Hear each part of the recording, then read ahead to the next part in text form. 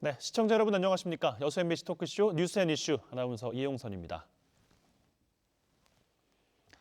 코로나19로 인해서 우리들의 일상에 상상 이상의 변화들이 일어나고 있습니다. 재난 상황에서 교육 환경 또한 급변했죠. 코로나19 확산 추세에 따라서 등교 그리고 등교 중지가 반복되고 있고요. 전통적으로 교실에서 행해지던 교육은 온라인 비대면 수업으로 바뀌었습니다. 결과는 다 아시겠습니다만 학생들의 교육 공백 그리고 결손으로 이어졌습니다. 그런데 문제는 이 코로나19가 종식이 돼도 그 이전의 삶으로는 돌아갈 수 없다고 말하는 이들도 있다는 건데요. 오늘 여수 MBC 토크쇼 뉴스 앤 이슈에서는 코로나19가 우리들에게 남긴 숙제, 포스트 코로나 시대 새로운 교육 패러다임에 대해서 이야기해보는 시간 마련했습니다.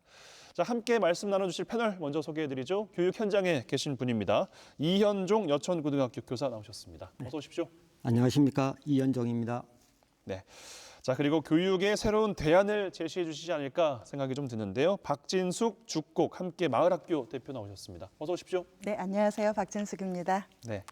자, 이렇게 두 분과 함께 오늘 포스트 코로나 시대의 교육에 대한 이야기 1시간 꾸려가 보겠습니다. 자, 먼저 실태 점검과 현재 상황을 좀 짚어보면 좋겠어요. 이게 수능이 지금 코앞이거든요. 네. 우려했던 시기까지 와 버렸습니다. 올 초로 돌아가 보면 1, 2월 국내 최초 발생 이후에 사상 초유의 계약 연기 사태가 또 벌어졌고요. 전국의 모든 학교가 휴업했고 5월이 지난 시점에서 온라인 개학을 결정했는데 그러면서 참 교육 현장에서도 혼란이 많았고 교육부 학부모들 간의 갈등도 있었고 이후에도 비대면 수업이 진행되면서 학교 현장에서도 그리고 가정에서도 많은 혼란이 있었을 거라고 생각이 드는데 우선 교육 현장에 계신 분 또 모셨으니까 지난 1년 물론 아직 다 올해가 마무리된 건 아닙니다만 어떠셨는지 총평을 좀 듣고 싶습니다. 네, 처음부터 학생들이나 교사들이나 준비하지 않는 상태에서 당한 일이라 많이 당황했었고 또 비대면 수업을 준비하기 위해서 많이 분주했었습니다. 근데 그 이후 계약해가지고 대면 수업을 했지만 아직도 사실 학생과 교사가 서로 얼굴을 가리고 있기 때문에 마스크도 다 착용을 하고 얼굴마저도 대면하지 못하고 학생들 얼굴, 교사들 얼굴을 정확히 인식 못하고 그런 상황입니다. 또 교사들은 마스크를 쓰고 수업을 하다 보니까 가끔은 이야기하다가 숨이 막혀가지고 복도에 나와서 마스크 벗고 다시 호흡을 하고 들어가고 아이고. 그런 일들이 벌어지고 있죠. 물론 장점도 있습니다. 이럴 것을 계기로 해가지고 우리 교육이 새로운 체질로 좀 변화를 기대해보는 그런 심정도 있고요. 또 학교 역할에 대한 인식도 좀 새로워지는 계기가 될 것도 같습니다. 예. 참 위기라고 해야 될지 기회라고 해야 될지 말씀 주신 것처럼 새로운 체질로 교육이 변화할 수 있는 계기가 된 것 같긴 하다 이런 말씀 주셨습니다만 그래도 교육 현장에서 여전히 어려움을 좀 호소하고 있는 것 같아서 안타까움은 있습니다만 박진숙 대표님께도 좀 질문을 좀 드리면요. 오늘 이제 모신 게 학교 밖의 마을 공동체 교육의 실천가로 모셨어요. 근데 그 이전에 혹시 실례가 안 된다면 자제분이 있을까요? 네네, 있습니다. 네. 어머니시잖아요. 또 가정에서도 보호자고 네. 어떻게 그동안 또 보셨어요? 정말 모두가 다 힘든 시기죠. 그런데 아마 이걸 가장 몸으로 체득한 게 아마 가정주부들이지 않았나 하는 그러니까요. 그런 생각이 듭니다. 저 또한 그랬고요. 대부분의 엄마들이 하루 종일 밥만 했다는 분도 계시고 또 어떤 분들은 또 온라인 계약으로 인해서 아이들 이렇게 수업 돌보아 주느라고 4시간이 하나도 없었다 하는 그런 분들도 계시고 저희 지역은 또 농촌 지역이다 보니까 다문화 가정이 많습니다. 어느 지역일까요? 혹시? 예, 곡성입니다. 곡성이요? 네, 전라남도 예. 곡성인데요. 이 친구들 같은 경우는 아이들을 지원해주고 싶어도 컴퓨터 화면이 너무 빨리빨리 지나가고 아직 한글 습득도 제대로 안 된 상황에서 아이들에게 지원을 해주지 못해서 자괴감도 들었다고 하는 그런 반응들도 있었습니다. 그래서 학부모들 입장에서도 굉장히 혼란스러운 그런 상황이었죠. 예, 네. 그렇습니다. 먼저 살펴볼 부분이요. 학생들의 시간을 좀 중점적으로 살펴보겠습니다. 학교를 일단 안 갔어요. 외부 활동을 할 수가 없는 상황이었거든요. 그래서 집에서 말씀하신 것처럼 어머니가 해주시는 밥 3끼를 다 먹고 살 수밖에 없었던 그런 상황이었는데 처음에 이제 도입이 됐던 게 스마트 기기를 이용해서 온라인 수업을 좀 해보겠다라고 하면서 기기의 격차들도 좀 있었고 말씀하신 것처럼 지역 간의 격차도 좀 느껴지기도 했었고 미디어는 아무래도 기기가 이제 있어야 수업이 또 가능한 거지 않습니까? 물론 온라인 수업으로 인해서 학습 목적이 있겠습니다만 기기에 대한 보급도 문제였고 하루에 4시간에서 8시간 정도를 기기를 쳐다보고 있어야 하는 이건 역시나 원래 접하던 풍경은 아니었는데 가까이서 보시기에 먼저 선생님께서는 어떻게 이 풍경을 좀 바라보셨을지 궁금하거든요. 네. 실제로 디지털 기기 사용 시간이 많이 늘어난 걸로 확인되고 있습니다. 네. 경기도 교육연구원 설문조사에 의하면요, 디지털 기기 사용 시간이 늘었다고 대답한 학생이 68.9%입니다. 또 실제 학생들과 이 얘기를 해보면은 잠자는 시간도 좀 늘었다. 그리고 게임하는 시간도 늘었다. 유튜브를 보는 시간도 늘었다. 그런 대답들이 많이 있었습니다. 또 한 가지 우려되는 게 있습니다. 뭐냐면은 학생들 그 설문조사에서 외로움이나 그 우울증을 느낀다라는 학생이 코로나 이전에 8.7%에서 코로나 이후에 10.7%로 늘었습니다. 그래서 학생들이 집에서 혼자 있는 학생들이 많이 있기 때문에 예. 심히 걱정되는 부분이기도 합니다. 그렇군요. 예, 그렇습니다. 대표님께서는 어떻게 보셨습니까? 뭐 여기서는 뭐 8시간 평균 이상이라고 이렇게 얘기하는데 저는 그 이상이라고 봐요. 대부분 아이들이 온라인 수업할 때도 이 능력자들은 컴퓨터를 틀어놓고 핸드폰으로 게임을 하기도 하고 예. 굉장히 창의력도 또 발동하기도 합니다. 더불어서 아이들이 이제 학교에서도 그렇지만 집에 오면은 지금 직장이며 가족들이고 사회 활동들도 다 비대면으로 온라인 회의로 전환하다 보니까 저도 마찬가지입니다. 집 안에서도 계속 줌 회의가 진행되고 온라인 어떤 이런 화상회의들이 일상화되다 보니까 아이들이 학교에서도 마찬가지고 집에서도 계속 미디어에 노출되어 있는 그런 상황이라고 보고 있습니다. 예. 예. 사람들 간의 접촉은 최소화되고 기기와의 접촉은 최대화되는 그런 네네. 상황인 것 같습니다. 네. 좀 이른 질문을 드리는 걸 수도 있겠는데요. 아무래도 교육 공백이라고 이거를 다 아우를 수 있을지는 모르겠습니다만 뭐 시간을 되돌릴 수는 없을 것 같고요. 공교육 안전망을 강화해야 된다 이런 이야기에 대해서 우선 선생님께서는 어떤 이야기를 좀 해보고 싶으실까요? 네. 실제 학생들하고 얘기해 보면은 그 비대면 수업에서 공부가 좀 어려워졌어요. 또 선생님이 기다려주지 않고 빨리빨리 넘어가요. 또 어떨 때는 이해가 안 돼도 질문할 수가 없어요. 그런 반응들이 많이 나오거든요. 물론 그 댓글 달기나 아니면은 그 화상 대면 수업에서는 실시간으로 질문을 하기는 합니다만은 횟수가 줄었고 즉각적인 질문하기가 어렵고 또한 교사들이 학생들의 반응을 보면서 거기서 역질문도 하고 맞아요. 그러는데 네. 그런 것들이 불가능해졌죠. 그렇게 되다 보니까 학생들의 학습 환경에 따라서 차이가 나는 게 사실입니다. 이것도 그 경기도 교육연구원 설문조사인데요. 보호자가 학교 일정 등을 챙기지 않는다라는 학생이 소득 상위 계층은 23.5%, 하위 계층은 43.8%. 그래서 하위 계층은 거의 절반 가까운 숫자는 거의 부모나 뭐 가족 돌봄 없이 혼자서 디지털 기기를 대면하면서 문제를 해결해 가야 되는 상황에 놓여 있는 것이죠.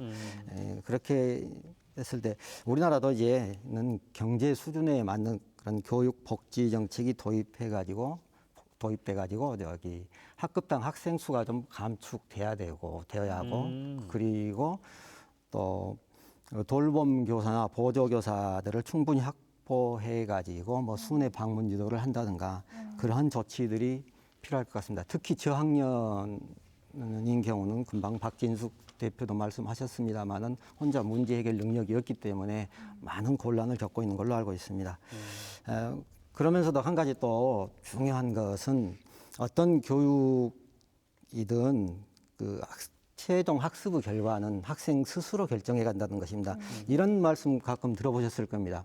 소를 물 가까이는 끌고 갈 수 있어도 강제로 물을 먹일 수는 없다. 결국은 스스로 하려고 하는 의지가 있어야 된다. 그게 이제 자기 주도 학습이죠. 학년이 올라갈수록 그것은 아주 절실합니다. 특히 고등학교에서는 자기 주도 학습 능력이 없으면은 비대면 수업은 물론이고 대면 수업에서도 문제를 해결하기 힘듭니다. 그래서 이번 기회에 자기 주도 학습 능력을 길러가는 것이 좋지 않을까 생각합니다. 예, 뭐 자기주도 학습 잘 되면 뭐 참 좋겠습니다만. 예. 앞서서 짚어주신 두 가지가 아무래도 대안 이야기가 아닐까 싶은데 학급당 학생 수를 줄여나가는 것, 네. 그리고 보조교사를 충분하게 더 확보하는 것, 네. 이 부분에 대한 내용은 잠시 후에 저희가 더 짚어보도록 하겠습니다. 박진숙 대표께서는 공교육 안전망 강화에 대한 어떤 입장 갖고 계실까요? 네, 우리 이현종 선생님께도 말씀하셨는데요. 이렇게 안전망이라고 하는 거는 이 격차를 좀 최소한으로 줄여주는 게 저는 안전망이라고 생각을 해요. 네. 아이들이 안전하게 공부할 수 있는 환경을 만들어주는 거잖아요. 근데 이 기초학력과 교육 격차라고 하는 것은 실제적으로 본다면은 저희가 계속 말씀드리는 게 부모의 경제력의 격차이기도 하고 아까도 말씀하셨지만 도시와 농촌의 지역 격차이기도 합니다. 더불어서 학교의 대응력의 격차라고도 볼 수가 있다고 봅니다. 이번 코로나 사태에서 그래도 혁신 교육을 했던 학교들 같은 경우는 적극적으로 조금 더 빨리 대응을 했고요. 온라인 시스템으로 전환을 하고 아이들에게 최대한 어떤 차별 없이 갈 수 있는 어떤 대응들을 했다고 저는 봅니다. 그리고요, 거기에 더불어서 또 하나 지역사회 교육력의 차이가 있다고 봅니다. 네. 저희 같은 경우 마을 학교 입장에서요, 코로나 상황으로 해서 학교가 문을 닫았고 지역사회도 계속 회관이면 어디면 다 문을 닫으라고 하는 그런 상황에서 마을 학교는 더 적극적으로 작동할 수가 있었던 거죠. 아이들이 갈 데가 없었잖아요. 네. 근데 아이들을 받아 안아서 아이들이 온라인 수업이 힘든 친구들에게는 저희가 옆에서 지원도 해주고 그리고 함께 어울려서 돌볼 수 있는 그런 시스템들을 지역 안에서 만들어갈 수 있었다는 겁니다. 그래서 이런 것들을 전반적으로 볼 때 지역과 학교 돌봄의 어떤 그런 협조가 이루어지는 교육, 이게 저는 어떤 교육 격차를 최소화해내는 그런 방안이라고 하는 거죠. 새로운 대안을 제시를 해주신 것 같아요. 예. 네네. 단순히 공교육 안전망을 강화해야 된다라고 해서 공공기관 혹은 뭐 이제 뭐 네네. 교육부에만 의존하는 것이 아니라 네. 좀 지역사회 전반으로 좀 확대를 시켜서 우리가 공교육 안전망을 강화하고 교육 격차를 좀 줄여나가 보자라는 또 말씀을 해주신 것 같은데 그 역시나 잠시 후에 조금씩 더 이야기를 나눠보겠습니다. 현재 상황에 대한 점검을 좀 이어가 보면요. 학교라고 하는 게 단순히 뭐 지식 학습 공간만은 지금 넘어서고 있지 않겠습니까? 특히나 이번 코로나 전국에서는 더 와닿았던 것 같기도 하고요. 아무래도 그 교육 공동체라는 공간에 대한 질문인 건데 말씀하신 것처럼 외로움을 느끼는 친구들도 더 많이 늘었고 사회성을 학습할 수 있는 기회도 많이 줄었거든요. 원래 우리가 추구해온 교육의 본질과 가치는 뭐였을까? 이런 점검도 좀 필요한 시점이 아닐까 싶은데 대표님께서는 어떻게 최근에 느끼고 계십니까? 코로나가 가져온 가장 큰 이득이라고 하는 거는요, 우리가 지금 교육계에서 기존에 어떤 경쟁 교육으로 인해서 그 피해들이 아이들에게 고스란히 가다 보니까 대안을 가져가 보자 해서 다양한 형태의 대안들을 시도했었습니다. 네. 실제적으로 우리가 볼 때 선생님도 계시지만 혁신교육이 있었죠. 남한산초를 중심으로 한 혁신의 방향들이 확산이 됐었고요. 이게 잘 확산이 안 되다 확산하는데 조금 이렇게 한계가 있다 느껴서 혁신교육지구라고 하는 것을 2015년부터 발동을 시켰습니다. 그리고 나서 쭉 이어오는데 그때 함께했던 교사들의 네트워킹이 괜찮았던 거죠. 보통 학교는 여기 선생님도 계시지만 대부분 교사들의 그냥 자기 영역이에요. 학교 간에 이렇게 네트워킹도 참 힘들었죠. 그런데 이런 혁신교육 지구를 통해서 전학공이라고 하는 거, 그다음에 참교육 실천 학교 교사들의 어떤 활동들이 더 적극적으로 이루어졌고요. 교사들의 네트워킹은 이루어졌던 거죠. 그런데 여기서 한계가 있었던 거예요. 학교만으로는 아이들의 삶을 위한 교육은 힘들다. 그러면은 아이들을 주체적으로 두고 아이들의 삶을 위한 교육은 어디하고 함께 해야 되는가에 대한 고민이 이루어졌고 거기서부터 시작된 게 마을교육 공동체라는 겁니다. 그래서 교육의 본질로 돌아가는 거예요. 교육이 뭔가 수월성이나 뭐 입시를 위한 교육이 아닌 아이들이 삶을 위한 교육, 아이들이 지역 안에서 건전한 어떤 건강한 마을 시민으로 자라날 수 있게 하는 교육들을 교사들뿐만 아니라 마을과 같이 함께 연계해서 해나가자 하는 그런 방향들이 있어진 거죠. 네. 그런데 이런 방향들이 쉽게 되지는 못했었어요. 근데 코로나19 상황이 오면서 정말 절실하게 필요해진 거죠. 학교만으로는 아이들이 돌봄 공백도 있었고 방과 후나 여러 상황들이 한계가 있었다는 게 느껴졌고 지역하고 발빠르게 손을 잡게 된 거죠. 학교라는 공간과 기능은 더 포괄적이어야 하겠으나 그렇지 못한 현실 때문에 네네. 지역 공동체가 더 필요하다는 말씀으로 이해하면 그렇죠. 될까요? 예. 이 말씀에 대해서 이현종 선생님께서 어떻게 느끼십니까? 예, 전적으로 동감합니다. 예, 교육의 목적을 무엇에 두느냐에 따라서 이번 코로나 사태도 긍정적으로 볼 수도 있고 부정적으로 볼 수도 있는데요. 네. 물론 이번 그 일로 인해 코로나 사태로 인해서 지적 부분은 조금 문제가 부정적으로 평가할 수 있는 부분이 드러났습니다. 그러나 정적 측면에서 본다면은 긍정적 측면도 보인다는 것입니다. 어느 초등학교 학생이 쓴 글인데요. 이런 글이 있습니다. 잠깐만 읽어보겠습니다. 예. 코로나19로 내가 알던 세상은 많이 바뀌었다. 학교는 온라인 등교로 전환되었다. 주말에는 박코로나가 마음껏 놀 수도 없다. 이제 마스크는 신체의 일부가 되었다. 이제와 생각해보니 우리는 참 많은 것을 누리고 있었다. 그저 너무 당연한 것들이었기에 그 사실을 잊고 지냈을 뿐이다. 이제 자유롭게 외출할 권리는 그 문구 자체로 나를 설레게 한다. 작년 이 말을 들었다면 피식 웃음이 나왔을 텐데 말이다. 아이러니하게도 나는 코로나19로 인하여 내게 소중한 것이 무엇인지 깨닫게 되었다. 이렇게 학생들은 또 스스로 깨달아 간다는 것입니다.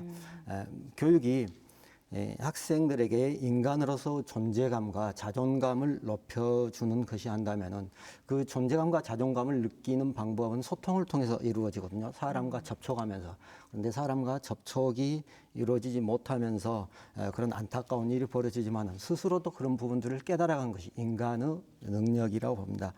다만 이제 그 거리두기 또한 긍정적인 측면도 한번 생각해 본다면은 거리두기가 개인의 그 자주성이나 개인의 인권 존중 측면에서 긍정적인 작용도 또 하게 되죠. 금방 제가 여기 방송국에 오면서 MBC 라디오를 들었습니다. 그런데 거기에서 어떤 학부모가 자기 체험을 방송에 내보냈는데 자기 아들이 이제 학교를 보냈는데 옆에 어떤 남자친구가 머리를 꼭 한 대씩 쥐어박고 도망가고 콕 쥐어박고 도망가고 그런다는 거예요. 학교에서요? 예. 네. 그거 사실 물리적 폭력이거든요. 그런데 우리나라는 그것을 당연한 장난으로 여겨버립니다. 그런데 이제 이 거리두기를 통해서 그런 것들에 대해서 아니오라고 말할 수 있는 사회가 이루어진다는 것입니다.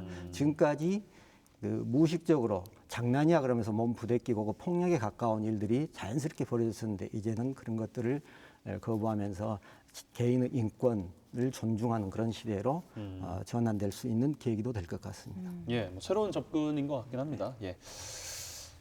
코로나 이전에는 사실 공교육 수업이라는 게 그 교실 안에서 모든 게 다 이루어지는 활동들이었는데 그리고 뭐 추가적인 학습을 위해서는 학원을 가는 뭐 그런 형태. 그런데 그게 더 심화가 돼가는 것 같은 게 가정의 환경, 이제 대표님께서 말씀하셨습니다만 가정의 환경과 부모의 소득 격차에 따라서 교육 격차가 더 심하게 벌어져 가고 있는 것 같다. 이런 이야기들 많이 하는 것 같거든요. 근데 그 근본적인 원인은 무엇일까를 생각해 보면 결국 어쩔 수 없이 지금도 수능이나 아니면 입시가 끝나면 교문에 걸려 있는 그 수많은 현수막들, 어디 학교에 몇 명을 갔다 뭐 이런 학교들, 뭐 이런 이야기들 뭐 다 일반화할 수는 없겠습니다만 지금의 학교 교육이 결국엔 그 대학 입시 경쟁 이런 거에 맞춰져 있기 때문이 아니겠느냐 이런 지적에 대해서는 먼저 교육 현장 계신 분으로서 어떤 입장을 내놓고 싶으십니까? 네, 상당히 방대한 주제입니다만은 사실 어느 나라나 입시는 있죠. 네.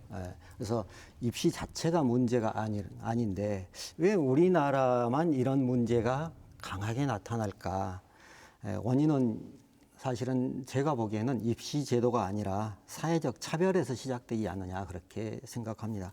명문고를 진학하기 위해서 왜냐하면 인류대 가기 위해서 또 인류대 진학하기 위해서 왜냐하면 대기업 취업하기 위해서 그래서 그래가지고 사회에 나오면은 대기업과 중소기업 차이가 나고 정규직과 비정규직 차이가 나고 그러한 그 차별로 인해서 어떻게든 선택받기 위한 그러한 의도가 학교에서 교육 경쟁으로 이루어져 버리는데요.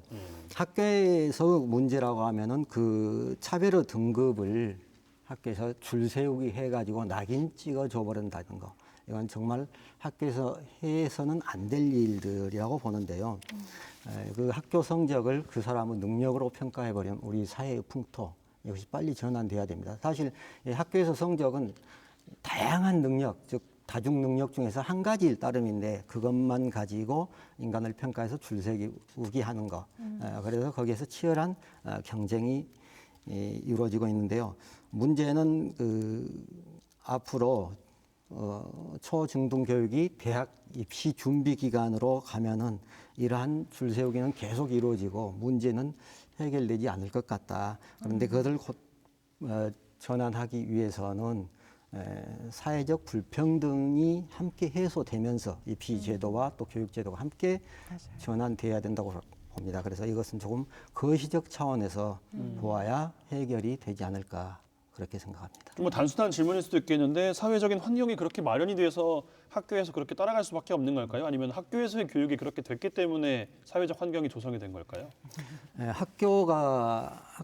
교육이 사회를 변화시키기도 하지만은 또 반대로 교육은 사회의 한 부분으로서 사회의 속성에 따라서 교육이 이루어지기도 합니다. 네. 그런데 우리나라는 사실 군대 교육 출발 초기부터 일제 식민지 시대에 주로 일본의 식민사관을 심어주기 위한 그리고 여기서 말 잘 듣는 소수의 친일파를 골라내기 위한 수단으로 교육이 이루어졌고 그러기 위해서 학생들을 경쟁시켜야만 했었고 그 제도가 지금까지 계속 유지돼 버린 게 문제가 있는데 네.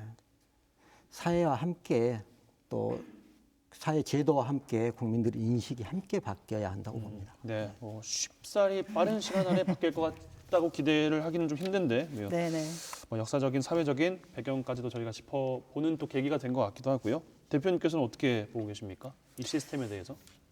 옆에서 이렇게 학부모이기도 하고 마을 교육 활동가이기도 하면서 학교를 들여다보면서요. 모두가 다 문제이다. 사회가 바뀌어야 학교가 바뀐다. 또 사회는 교육의 시스템이 그렇기 때문에 이게 바뀌기 어렵다. 이렇게 서로 공을 던지고 있는 상황입니다. 근데 지역의 어떤 교육 이렇게 활동가 입장에서 봤을 때는 가장 쉽게 고리를 잡아가는 건 교육이라고 생각을 해요. 근데 제일 또 안 변하는 게 교육 현장이기는 합니다. 요 근래 우리가 모든 지자체들이나 교육청에서 특히나 거의 모든 시도 교육청에서 김누리 교수를 이렇게 초청해서 강의를 듣고 계시더라고요. 그래서 굉장히 고무적이다. 김누리 교수님 강의가 거기 가장 중점적인 요점은 대학 입시 철폐거든요. 이것만 철폐하면 사회도 변하고 모든 것들이 바뀔 수 있다. 저는 그게 굉장히 공감이 됩니다. 아이들을 중심에 두자는 거죠.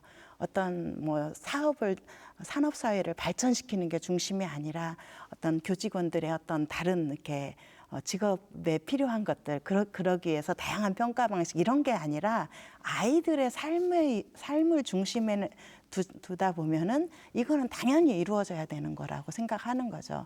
그래서 이제 정말 이렇게 강의를 듣고 각 시도 교육청에서 이렇게 듣고 끝날 게 아니라 학부모들을 좀 설득을 했으면 좋겠어요.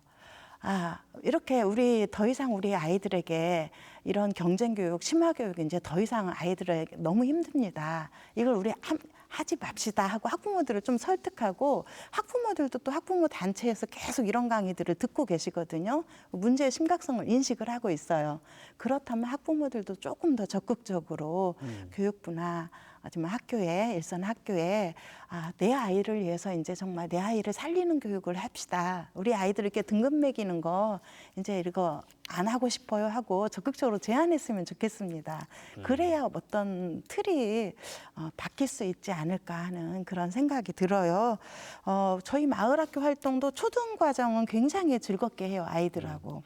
정말 아이들의 다양한 본성을 드러낼 수 있는 그런 활동들을 교사와 학부모와 마을이 함께 꾸려가는 경우가 많습니다. 예, 마을 학교에 대한 이야기는 네네. 소개할 시간을 충분히 드릴 테니까 그렇죠. 앞선 답변에 대해서 우리 선생님의 이야기를 좀 들어봐야 될 것 같거든요. 어떻게 느끼십니까? 네, 저도 동감합니다.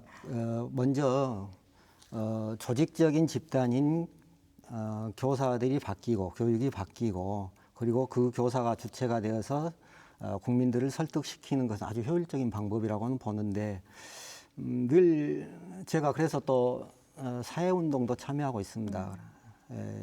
그래서 토론하고 사회인들과 토론하고 그럴 때는 동감을 합니다. 그런데 정작 자기 자녀 문제에 도달하면은 또 국민들이 많이 갈등을 느끼시더라고요. 예. 그래서 절차적으로 분명히 교사는 변해야 되고 교사 인식이 새롭게 바뀌어야 되는 건 사실입니다. 그게 안 바뀌면 안 되거든요. 그러나 그것이 교사들의 그런 인식 전환이 실제로 실천으로 옮겨지려면은 사회 제도가 함께 바뀌어야 되지 않을까 그런 고민을 많이 해봤습니다. 알겠습니다. 네네. 지금까지 교육 실태를 좀 점검을 해봤고요. 시간이 좀 절반 이상이 좀 흘렀습니다. 앞으로 나아가야 될 방향에 대한 논의를 이어가 볼까 하는데 대안으로 그래서 이야기를 하고 계신 게 모신 이유이기도 하고요. 네. 대표님께 그 협동조합, 함께 마을 교육 사회적 협동조합 소개 바로 이어서 좀 부탁을 드리겠습니다. 좀 네. 늦게 소개를 좀 드린 감은 있는데. 아니요, 좋습니다. 지금껏 저희가 마을 학교를 운영하면서 다양한 사람들하고 함께 아이들을 만나왔어요. 그런데 결국에는 어떤 마을의 교육력들이 좀 이렇게 신장돼야만 아이들에게 다양한 것들을 또 전해줄 수 있다는 것들을 저희가 하면 할수록 느끼고 있었습니다. 네. 그래서 마을 학교가 대부분은 그냥 일반적으로 방과 후 프로그램을 운영하거나 아니면 단순한 체험처를 가는 곳들도 많이 있긴 있어요. 그런데 그것은 한시적이라는 거죠. 그래서 마을의 교육력들을 잘 묶어서 아이들하고 지속 가능하게 아이들뿐만 아니라 또 지역민들의 또 어떤 자존감도 높여주는 그런 중간다리 역할들을 저는 마을 학교가 해야 된다고 생각을 했었어요.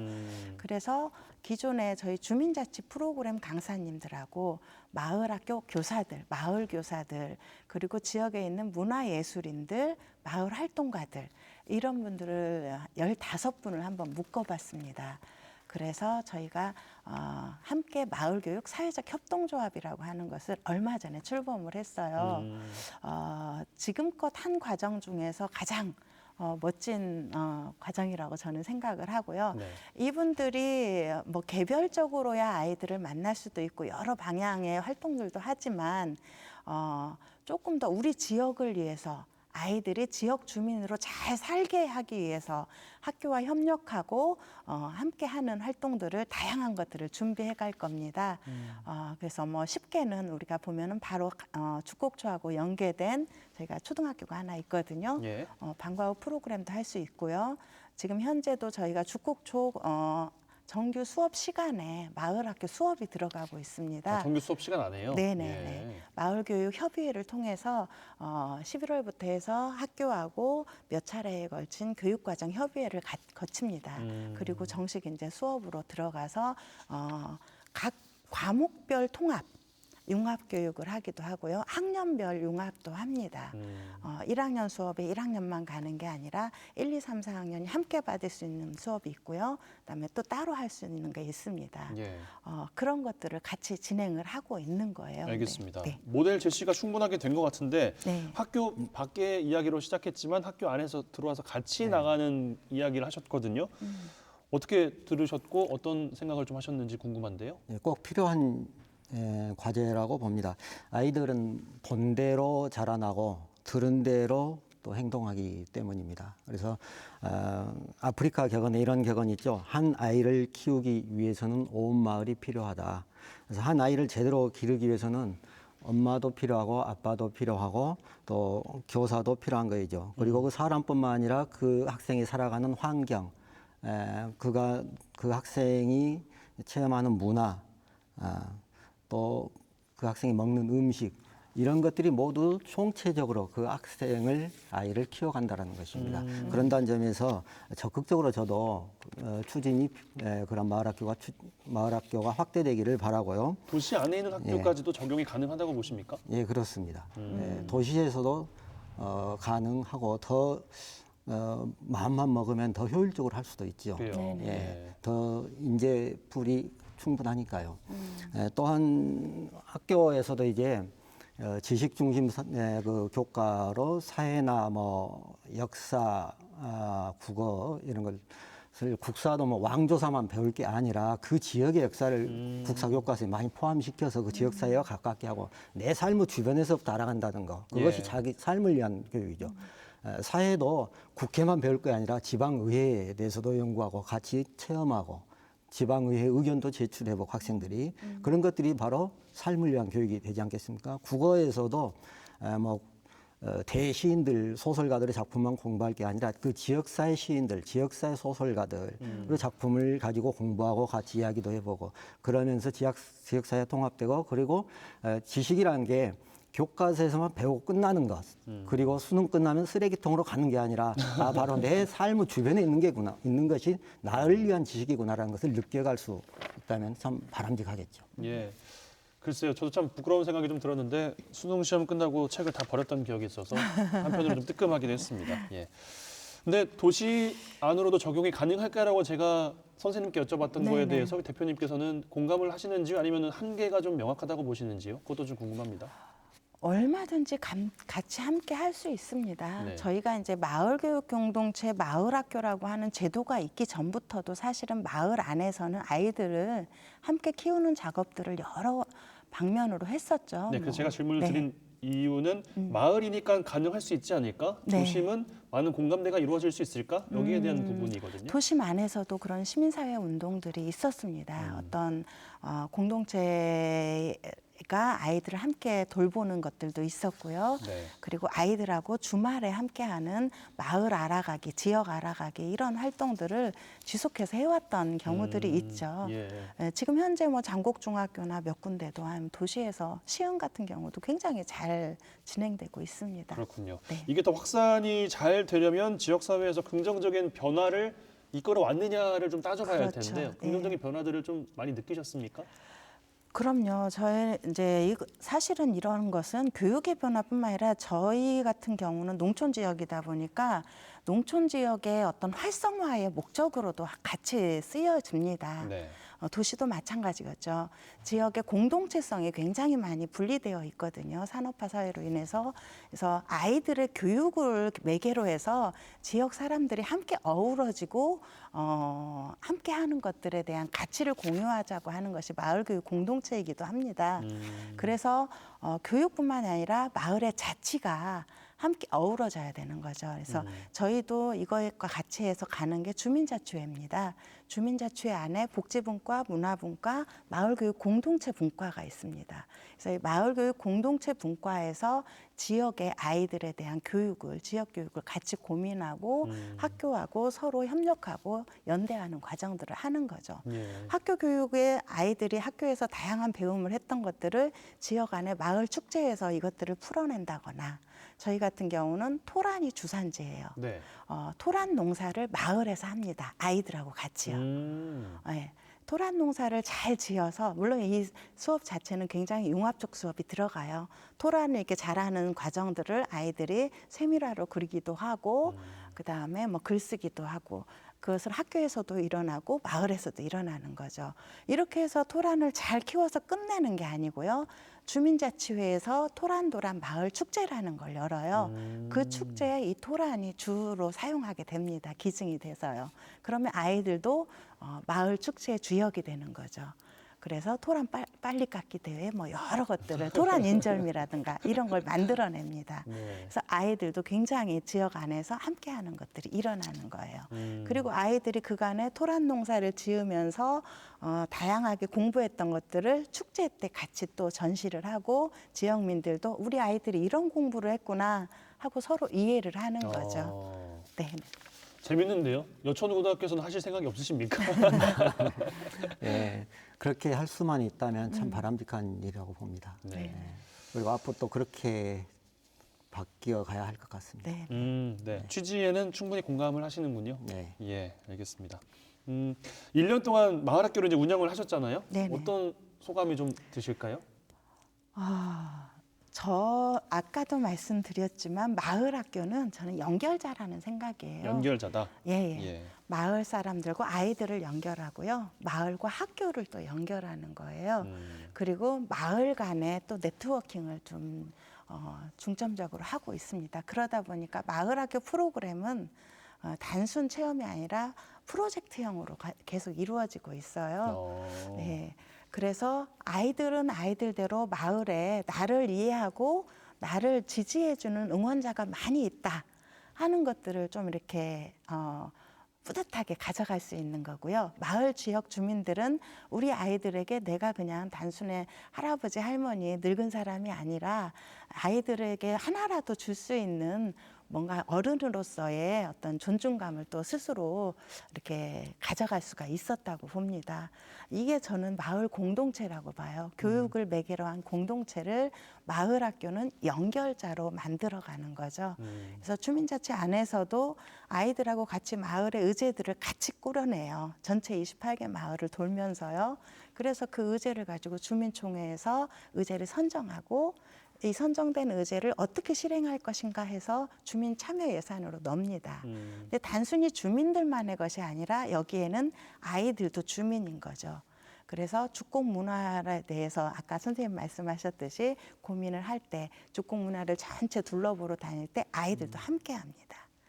예, 따로가 아니라 가능하면 통합과 융합.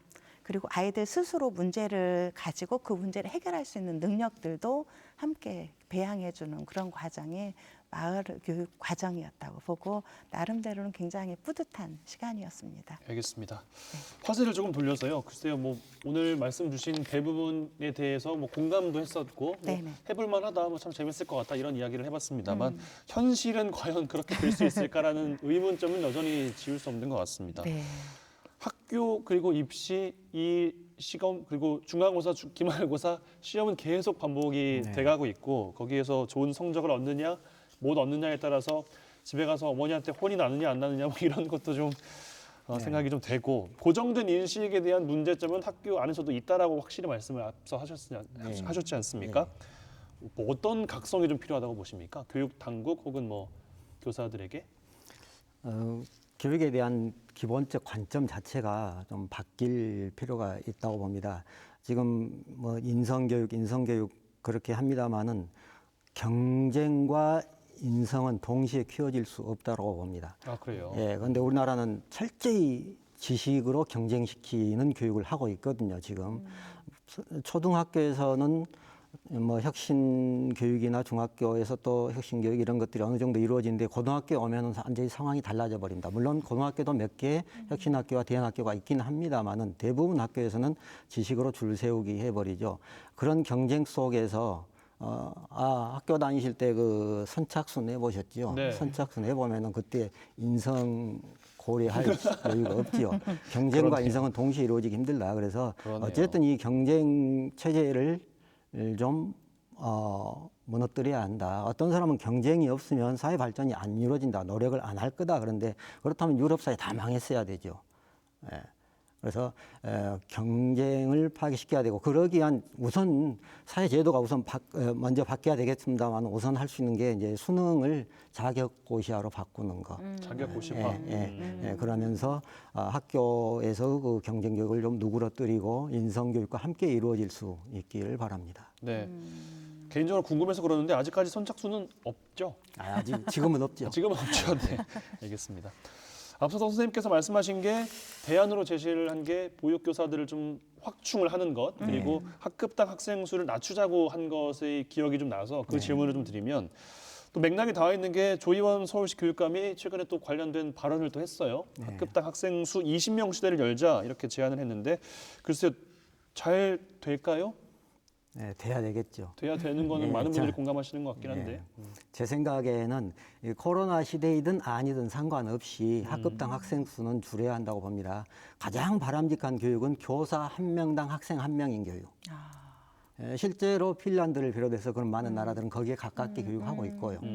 그랬을 때 개별 교육이 이루어질 수 있는 것이죠. 그래서 보조교사나 돌봄교사를 충분히 확보해가지고 그런 교육이 이루어졌으면 좋겠고요. 그리고 또 현재 교실의 넓이가 67.5 제곱미터입니다. 67.5. 평수 시청자들이 알아듣기 쉽게 평수로 전환시키면 20평이 안 됩니다. 19.5평 정도 될 겁니다. 네. 거기에 학생이 20명, 30명 들어가 있습니다. 생각해 빽빽해요. 보십시오. 예. 빽빽해요. 심지어 예. 가축도 작은 우리에 많이 여놓으면 가축이 맞아요. 사나워지고 질병 발병률이 높고 그런데 인간이 그 속에서 제대로 된 인성 교육이 이루어질 수가 없죠. 예. 그래서 학급당 학생 수를 최대한 줄일 수 있는 데까지 줄이면 거기에 반비례해서 교육 수준은 더 높아질 수 있다. 그러니까 20명이면 교사의 사랑은 학급당 20명이면 20분의 1밖에 안 가는 거죠. 30명이면 30분의 1. 한 명이면 100% 관심을 쏟을 수 있고요. 뭐 단수 계산이긴 합니다만 예, 그럴 예. 확률은 더 높아진다. 그런 말씀이신 것 같은데 박진숙 대표께서는 어떤 제안을 좀 하고 싶으십니까?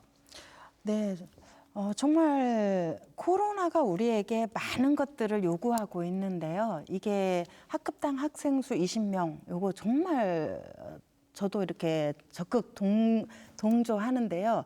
코로나로 인해서 우리가 큰 거대한 것보다는 작은 거, 그다음에 과밀 학급보다는 소규모 학급, 큰 공동체보다는 작은 공동체가 요구되고 있거든요. 학교도 마찬가지입니다. 도시면 큰 학교보다는 작은 학교가 대안으로 계속 가져오고 있습니다. 도시에서 코로나로 인해서 학교가 문 닫았을 때 저희 농촌 학교들은 거의 문을 열었어요. 물론 이제 뭐 정식 수업은 안 하고 돌봄만 거의 이루어지기는 했지만 학교가 아이들에게 어떤 재난 상황이 계속 됐을 때 위기의 공간이 아닌 안전한 공간으로 되려면 저는 그 정도는 꼭 이루어져야 된다고 보고요. 아까 선생님 말씀하셨지만 그 공간에 대한 안정성도 필요하지만 학교 자체의 자치 역량도 굉장히 중요합니다. 그래서 지금 교육청, 도교육청, 지역교육청, 학교 간 어떤 위기에 대한 이런 시스템도 이제 좀 이렇게 느슨해져야 되지 않을까. 학교의 재량들이 좀 커져야 되고요. 교사의 수업권도 굉장히 늘어나야만 이런 아이들에게 조금 더 아이들에 맞는 아이들의 특성에 맞는 다양한 교육들이 이루어질 수 있다고 그렇게 생각을 합니다. 교육감님을 모셨어야 됐나요? 아이고. 알겠습니다. 마지막 질문을 좀 시간상 드릴 수밖에 없을 것 같은데 코로나 전국에 시행될 최초의 수학 능력 시험이 열흘 앞으로 다가왔습니다. 참 걱정이 많으실 것 같은데 마지막은 선생님께 학생과 학부모들께 전하고 싶은 말씀으로 마무리를 좀 할까요? 네. 이제 10일 정도밖에 안 남았습니다. 10일도 못 남았습니다. 우선 건강 관리 유의해야 되겠고요. 생활 습관은 평상시 해오던 대로 그리고 음식도 평상시 먹어오던 대로 먹는 게 좋을 것 같습니다. 특별한 것 준비해줬다가 만일 배탈이라도 나면은 큰 걱정이니까 평상시 해오던 대로 하는 것이 좋겠습니다. 그리고 이 10일간은 수능 대비한 공부 기간이라고 보기는 어렵고요. 그냥 복습 정리하는 기간 정도로 여기고 마음 차분하게 안정시키고 건강을 유지해서 올해 힘들게 1년간 보냈는데 충분히 자기 실력 발휘할 수 있기를 간절히 바랍니다. 네. 그렇습니다. 자, 2021학년도 대학 수학 능력 시험까지 말씀하신 것처럼 열흘 정도가 남았는데 상황이 악화되더라도 뭐 교육부에서는 일정에는 변함이 없다 이렇게 이야기를 하더군요. 역대 가장 힘든 수능을 치르게 될 우리 수험생분들 참 그리고 학부모분들 많은 좀 고충이 많으실 것 같습니다. 더 이상 코로나19가 확산되지 않도록 철저한 사회적 거리두기 실천으로 응원하는 수밖에 없지 않나 생각을 좀 해봅니다. 오늘 뭐 길지 않은 시간 동안 뭐 충분한 이야기를 나누지 못한 것 같아서 좀 아쉽습니다만 이 정도로 마무리를 좀 해보고요. 여수 MC 토크쇼 뉴스 앤 이슈 시청해주신 여러분 대단히 고맙습니다.